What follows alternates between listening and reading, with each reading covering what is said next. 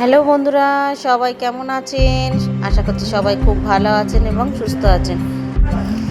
প্রথমেই আপনাদের বলি, আপনাদের পয়লা বৈশাখের শুভেচ্ছা জানাই এবং শুভ নববর্ষ। আজকে পয়লা বৈশাখের উপলক্ষে আমাদের বাড়িতে কিছু রান্নার আয়োজন করা হয়েছিল। কি রান্না করলাম আজ সারাদিনে এবং কিভাবে করলাম সেইগুলোই আপনাদের সঙ্গে শেয়ার করছি। রান্নাগুলো দেখতে দেখতে আপনাদের যদি ভালো লেগে থাকে অবশ্যই আমার চ্যানেলটাকে সাবস্ক্রাইব করবেন এবং লাইক করতে ভুলবেন না।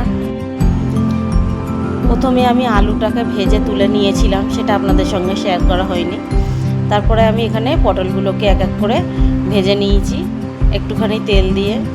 যেইটুখানি তেল আছে আর তেল দেবো না এর মধ্যে, আমি বেগুনগুলোকে ছেড়ে দেবো। বেগুনগুলো হালকা একটু একটু করে লাল হলে তারপরে আমি এখানে তেল দেব। প্রথমে আমি যতটা জায়গা আছে আমি বেগুনগুলোকে সবই দিয়ে দিলাম, দিয়ে এবারে একটুখানি করে ঢাকা দিয়ে দিয়ে ভাজবো এটাকে। এবার আমি এই যে দেখতে পাচ্ছেন আলুটাকে ভেজে রেখেছিলাম এবং পটলটাকেও ভেজে তুলে রেখেছি। বেগুনগুলোকে একটু উল্টে দেবো পরের পিঠটা যাতে হয়ে যায়। বেগুনগুলো একটু বেশি লাল হয়ে গিয়েছিলো আমার, কালারটা দেখতে পাচ্ছেন। তবে হ্যাঁ, খুব সুন্দর ভাজা হয়েছিল।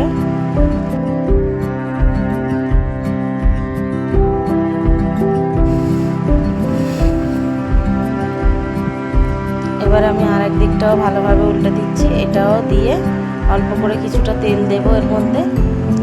প্রথমে একটুখানি লাল হয়ে যায়, একটু ঢাকা দিয়ে দিলাম।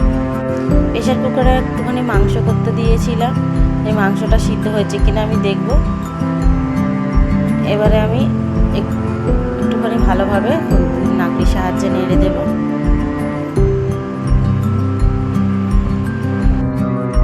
এখানে মাংস আলু কষা কষা করবো, কিন্তু মাংসটা দেখে বোঝা যাচ্ছিল যে খুব একটা বেশি গলিনি। সেই জন্য আমি যেহেতু চন্দ্রমুখী আলুর মধ্যে তেলটাকেও দিয়ে দিয়েছিলাম, আলুটা দিলাম, এতটা তেল দেওয়া দেখতে পাচ্ছেন, বোঝা যাচ্ছে। এবার আমি একদিকটা ভালোভাবে উল্টে দিয়ে বেগুনগুলোকেও সব তুলে নেব।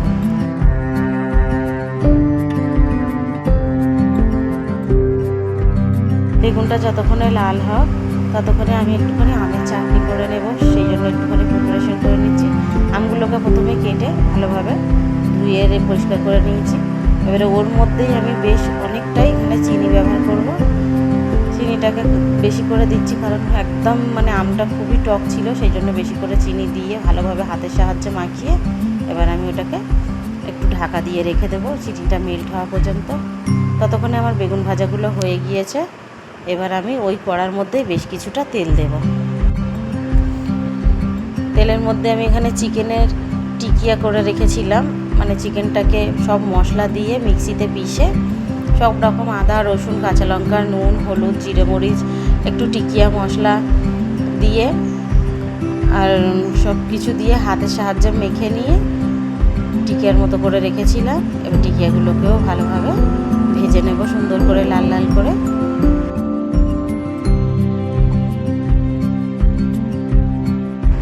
আমি ভিডিওটাকে একটুখানি শর্টে করার জন্য একটু একটু করে ক্লিপ কেটে নিয়েছি, দেখতে পাচ্ছেন, নাহলে আমার ভিডিওটা অনেক বড় হয়ে যাবে।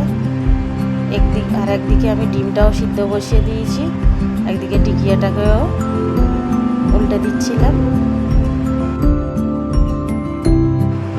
টিকিয়াগুলো হয়ে গিয়েছে, আমি এবারে এক এক করে নামিয়ে নেব। নিয়ে একটা হাঁড়ি বসিয়ে দিয়েছি। ওই হাঁড়ির মধ্যে এখানে টিকিয়া ভাজা তেলগুলোকে আমি অবশ্যই দেব, কারণ আমি এটা ভাত রান্না করব বা পোলাও করব। চিকেনের টিকিয়া ভাজা তেলটা দিলে এর স্বাদটা আরোই ভালো হবে, সেই জন্য আমি ওই তেলটা ব্যবহার করছি। এখানে আমি আরও নর্মাল একটুখানি সাদা তেল ব্যবহার করব। আরও একটুখানি আমি সাদা তেল ব্যবহার করব। তেলটা আমি একটুখানি বেশি দিচ্ছি যাতে ভাতটা একটুখানি ছাড়া ছাড়া হয়, যেহেতু ফ্যান বসাবার ফ্যানটা ফেলে দেবো না।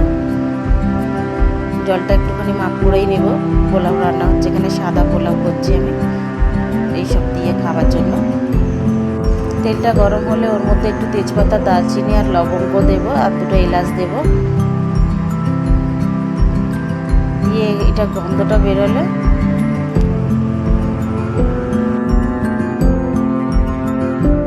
তেজপাতা এলাচের একটা সুন্দর গন্ধ বেরোলে এবার কেটে রাখা পেঁয়াজগুলোকেও আমি দিয়ে দেব।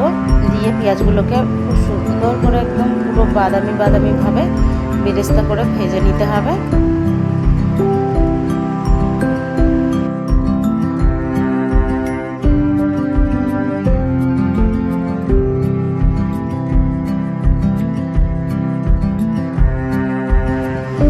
সেখানে অনেকটাই আমি পেঁয়াজ ব্যবহার করেছি, কারণ আমি কিছুটা পেঁয়াজ তুলে নেব। আর একদিকে ডিমটাও আমার সিদ্ধ হয়ে এসেছিল, সেই জন্য আমি ওটাকেও গ্যাসটা বন্ধ করে দিলাম। দেখতে পাচ্ছেন পেঁয়াজের বেরেস্তাটা আমার খুব সুন্দরভাবে হয়ে গিয়েছে। এবার আমি কিছুটা পেঁয়াজ ভাজা তুলে নেব শেষে দেওয়ার জন্য, অবশ্যই আপনারা দেখতে পাবেন। এবারে আমি ওই তেল আর পেঁয়াজ ভাজার মধ্যে চালটাকে দিয়ে দেবো। আমি চালটাকে 1-1.5 ঘন্টার মতো ভিজিয়ে ধুয়ে রেখেছিলাম।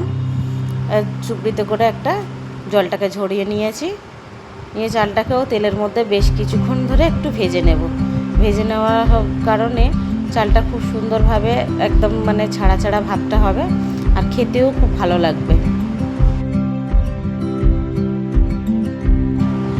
এবার চালটা ভাজা হয়ে গেলে এর মধ্যে অবশ্যই গরম জল ব্যবহার করবেন, কারণ গরম জল না দিলে পরে মানে ভাতটা একটু জড়িয়ে যায়, সেই জন্য পোলাওয়ের মধ্যে অবশ্যই গরম জলটা ব্যবহার করাটাই দরকার। এবার ভালোভাবে হাতের সাহায্যে নেড়ে দেব।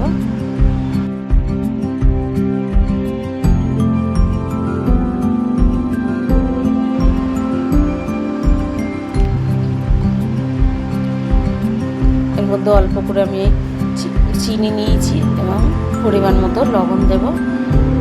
কাঁচা পাকা 4-5টা লঙ্কা দেবো, কাঁচা গোটা লঙ্কা, একটুখানি গরম মশলা বা বিরিয়ানির মশলা দেবো। ওতে বিরিয়ানি না হলেও একটু বিরিয়ানির মশলাটা দিলে ফ্লেভারটা খুব সুন্দর আসে।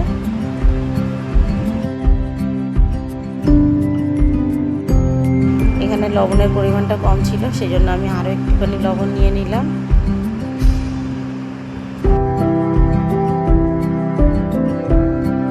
এখানে বেশ বড় চামচের 2 চামচের মতো আমি গুঁড়ো দুধ ব্যবহার করেছি।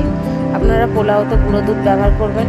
পোলাওটা একটু রিচ আর একটুখানি সে বিয়ে বাড়ির মতো একটুখানি স্বাদটা দেবে, খুব সুন্দর হয় অবশ্য। আমি এটা প্রথমবার করেছি, কিন্তু আমাদের খুবই ভালো লেগেছে। সাথে এরকম একটা পোলাও হলে না, আর কিছু একটা কষা মাংস হলে আর কিছুই দরকার হয় না। আমি জাস্ট এগুলো করেছিলাম, বাড়িতে সবাই বলছিল খাবো, সেই জন্যই আমি এত কিছু রান্না করেছি।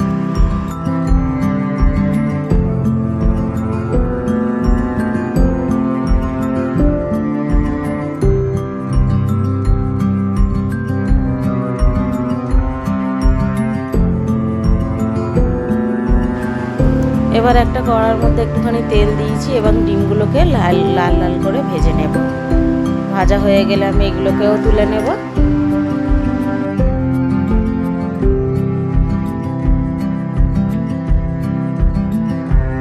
আজকের দিনে আমি কি কি ভাজাভুজি করলাম সেটাই আমি পুরো একটা থালার মধ্যে রেখে আপনাদের সঙ্গে শেয়ার করছি।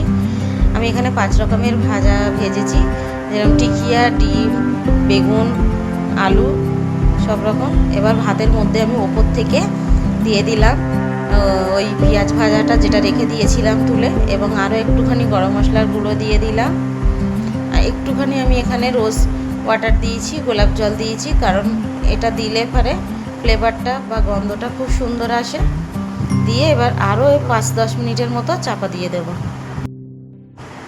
এবার আর একটা কড়ার মধ্যে আমি একটা শুকনো লঙ্কা এবং একটুখানি 5 ফোড়নের ফোড়ন দেব।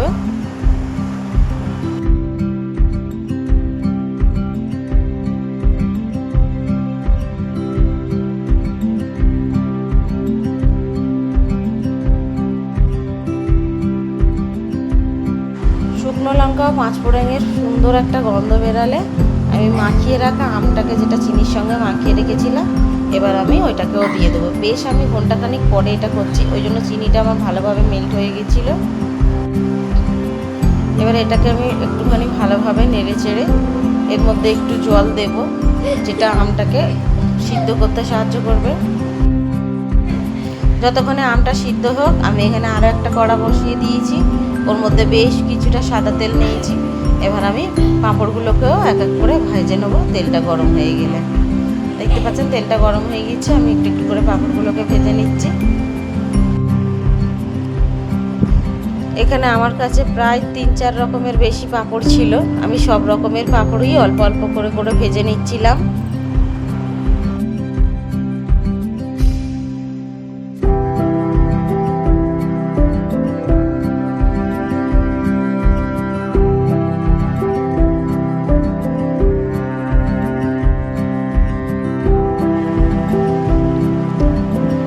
আরও এখানে 2 রকমের পাঁপড় একসঙ্গেই দিয়েছি, দিয়ে ওইগুলোকেও ভেজে নিচ্ছি ভালোভাবে।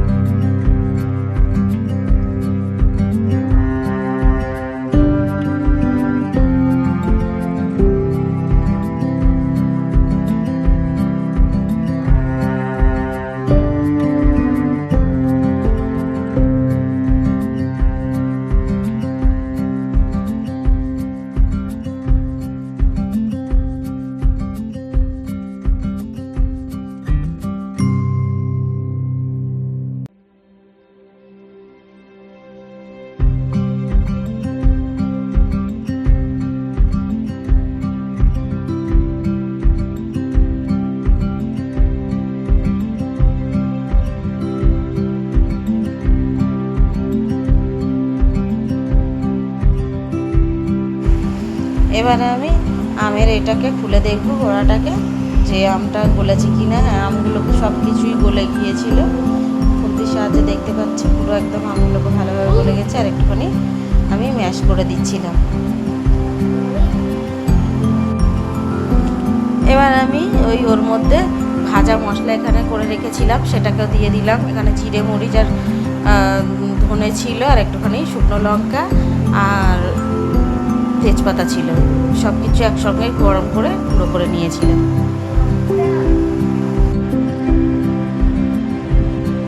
এবার আমের চাটনিটা আমার প্রায় শেষের দিকে।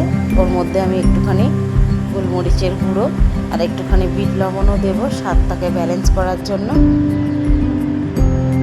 নিয়ে এবারে ভালোভাবে নিয়ে নেব। আপনি চাটনির কালারটা দেখতে পাচ্ছেন কত সুন্দর এসেছে। আমি যে আমের এগুলো আছে সেগুলো খুন্তির সাহায্যে নেড়ে দিচ্ছি। আবারও 5 মিনিটের জন্য একটু চাপা দিয়ে দিই।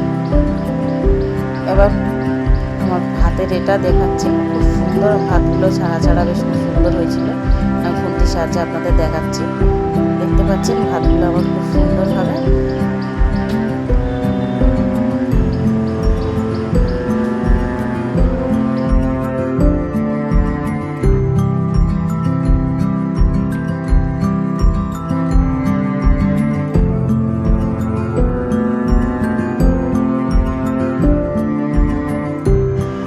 ভাতগুলোকে বেড়ে নিচ্ছি সব এক এক করে। একটাই বড় দেখে থালি সাজিয়েছি, দুজন একসঙ্গে বসে খাবো বলে।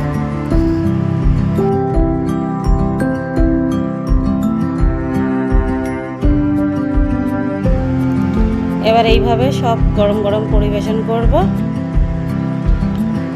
আমার চ্যানেলটি যদি ভালো লেগে থাকে অবশ্যই আমার চ্যানেলটিকে সাবস্ক্রাইব করবেন এবং লাইক করতে ভুলবেন না।